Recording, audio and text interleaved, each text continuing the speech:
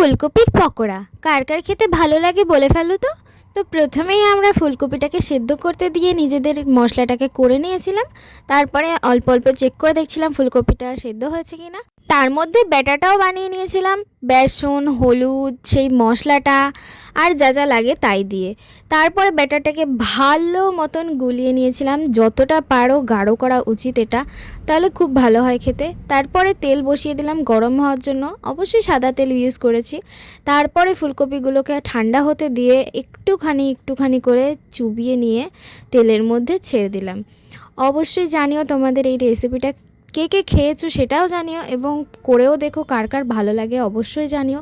তো দেখো আমাদের আস্তে আস্তে ফুলকপিটা ভাজা হয়ে গেছে। একটু লো ফ্লেমে একটু হাই ফ্লেমে রেখে ভাজতে হবে, তাহলে খেতে একটু সুন্দর হবে। অবশ্যই সেদ্ধ করে নিয়েছি। যাই হোক, দেখো সবার রিয়াকশন খাওয়ার, আর ভালো লাগলে লাইক করে দিও। টাটা।